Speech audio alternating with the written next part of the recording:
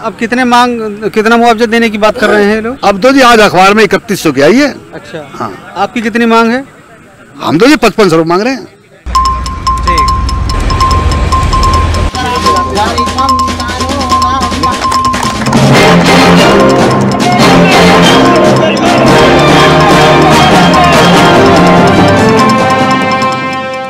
आखिरकार दिल्ली मुंबई एक्सप्रेसवे को जेवर से जोड़ने वाले मार्ग अर्थात उस इंटरचेंज के कार्य की शुरुआत को लेकर गौतम बुद्ध नगर डीएम ने गांव दयानतपुर के किसानों की उपस्थिति में एक कार्यक्रम आयोजित किया, जिसमें नारियल फोड़कर इस कार्य की शुरुआत की गई।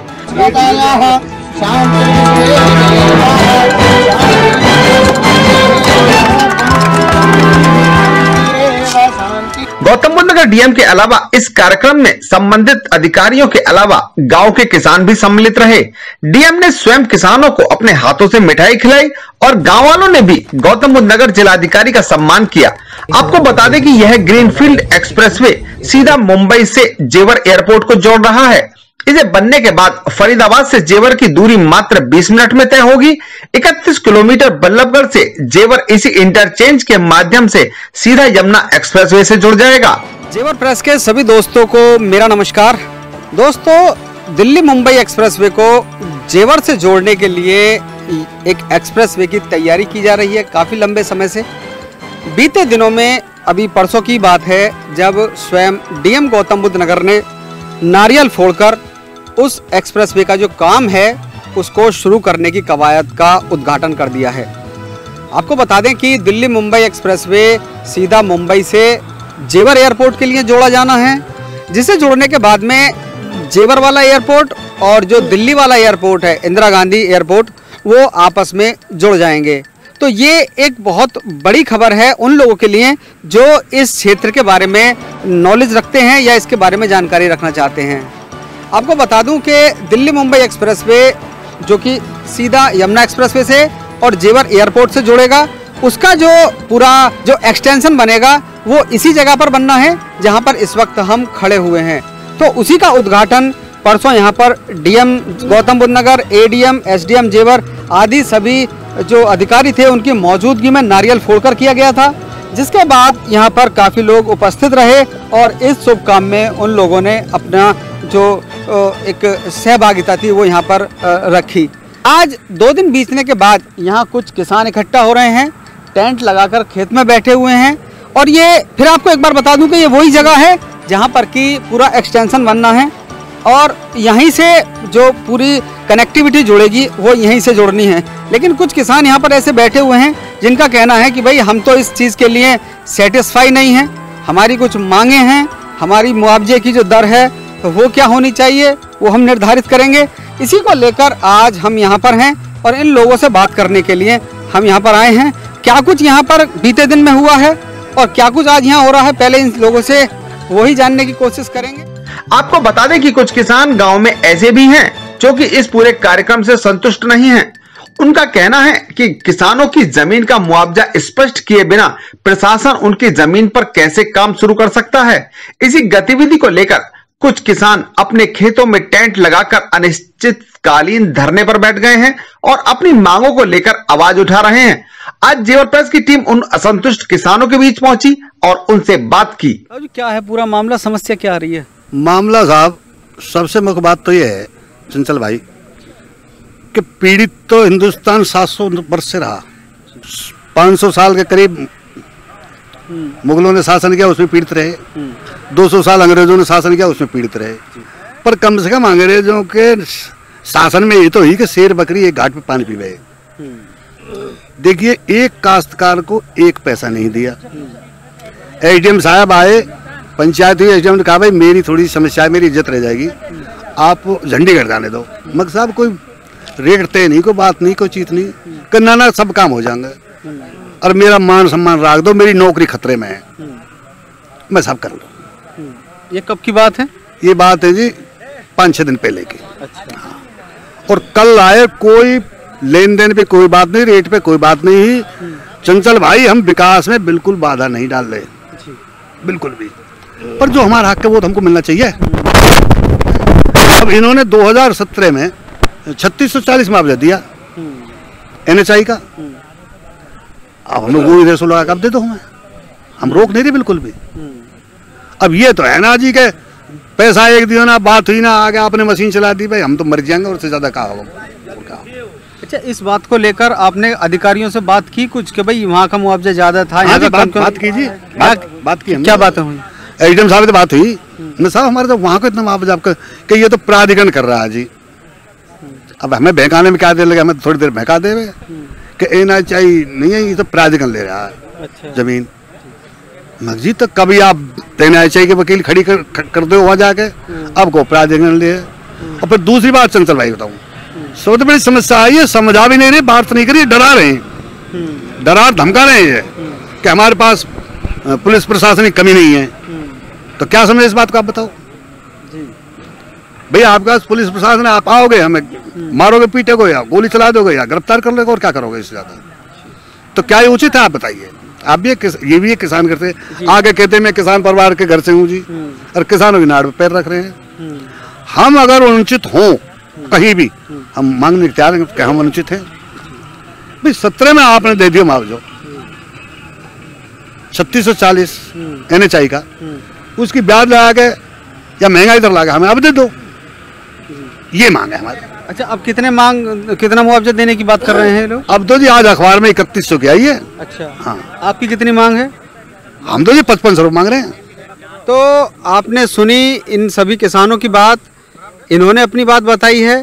प्रशासन हालांकि अपनी कुछ कार्रवाई करके गए हैं, प्रशासन के अधिकारी, ये लोग असंतुष्ट हैं। प्रशासन को चाहिए कि इन लोगों को संतुष्ट करें और उसके बाद ही जो कार्रवाई होनी है, जो निर्माण कार्य होना है, जो भी कुछ कंस्ट्रक्शन होना है, उसकी कार्रवाई शुरू की जाए। मैं उन सभी किसानों के बीच में हूँ जो कि यहाँ पर आज मौजूद हैं अपनी कुछ मांगों को लेकर। ठाकुर रामराज सिंह हैं मोहम्मदाबाद से, पास में से ही। सबसे पहले मैं आपसे जानना चाहूँगा कि परसों यहाँ पर DM साहब रहे हैं, नारियल वगैरह फोड़ा है उन्होंने, उस दिन क्या कुछ हुआ है और किस उपलक्ष्य में हुआ है, वो आपसे जानना चाहूँगा मैं। देखिए, वो हमारे जो प्रभावित किसान हैं, जो भूमि अधिग्रहण का जो ये सिलसिला है यहाँ पे, ये जो रोड आ रहा है, कौन सा NHI, और जो उससे प्रभावित किसान हैं, उनमें से कोई भी किसान वहाँ उपस्थित नहीं था। अच्छा। हाँ, वो कुछ चापलूस किस्म के लोग थे, या कुछ मैं कहूँगा कि उनमें से एक भी व्यक्ति वहाँ पे जिसकी जमीन जा रही है प्रभावित किसान नहीं था उनमें से। वैसे कौन कौन लोग मौजूद थे अगर हम बात करें तो? DM थे यहाँ पर? DM साहब थे, SDM थे और ADM थे। कौन कौन थे वैसे? हाँ, DM, हाँ, और फिर SDM, DM। हमारे किसानों का ये कहना है कि हमारा जो जमीन का मूल्य है आप कम लगा रहे हो, इस रेट में हम जमीन का अधिग्रहण नहीं होने देंगे। ये DM साहब फिर हमारे किसानों को धमकी देते हैं कि अगर जो आपने जमीन इतने रेट में नहीं दी तो हम और कम रेट देंगे आपको, हाँ, और PSC बुला लेंगे। तो ये तो तानाशाही हुई कि PSC बुला के हमारे किसानों की जमीनों को लूटने का काम सरकार करेगी, फिर कल को हमारे किसानों को घर से निकालने का काम PSC के दम पे करेगी। तो ये तो तानाशाही हुई है। हम सरकार को किसानों की ये समस्या पहुंचा देना चाहते हैं कि या तो सरकार हमारे किसानों की समस्याओं का समाधान कर दे, हमारे किसानों से जबरदस्ती जमीन लेने का काम अगर जो सरकार करेगी, तो जिस तरह से मायावती का नाम और निशान हमारे किसानों ने मिटा दिया है, इस सरकार को भी नेस्त नाबूद करने का हमारा किसान काम करेगा। हमारे किसानों के साथ में कोई भी उत्पीड़न हम बर्दाश्त नहीं करेंगे, कोई भी जबरदस्ती इनके साथ में होगी तो बर्दाश्त नहीं करेंगे। कि सरकार कहती है कि हम PSC बुला लेंगे, तो हम भी तैयार बैठे हो। कितने लोगों को मारेगी सरकार, कितने लोगों को मारेगी, हम भी तैयार बैठे हैं। यहाँ तो हर घर से भगत सिंह निकल के आएगा, कोई बात नहीं है, वो चला अपनी गोलियां। जी, मैं जानना चाहूँगा मूल रूप से कि समस्या क्या है? समस्या हमारे किसानों की जमीन की जो भूमि अधिग्रहण का है। हमारे किसान जो रेट मांग रहे हैं उस रेट पे जमीन हमारा किसान देगा, सरकार के रेट पर नहीं देगा, प्रशासनिक अधिकारियों के रेट पर नहीं देगा।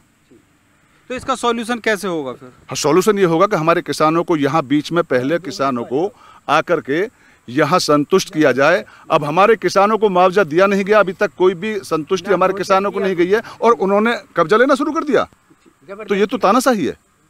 पहले हमारे किसानों को संतुष्ट किया जाए, उनको उनका पैसा दिया जाए, तब यहाँ पे भूमि अधिग्रहण किया जाएगा। यहाँ दयानतपुर गांव की मोस्टली भूमि है। दयानतपुर के कुछ किसान हैं यहाँ पे, कुछ लोग। तो यहाँ पर 6 गांव के, कौन कौन से गांव के लोग हैं यहाँ पे? दयानतपुर, कररोल, बेगमबाद, करौली और फलेदा और पलहा को दयानतपुर से कौन भाई हैं आप? दयानतपुर से हैं जी? आप दयानतपुर से हैं। ये जो रोड बन रहा है, जो NHI बना रही है, NHI ने 2018 में अट्टा फतेहपुर गांव में बनाया था। वहाँ पे 3640 रुपया वर्ग मीटर का मुआवजा दिया था।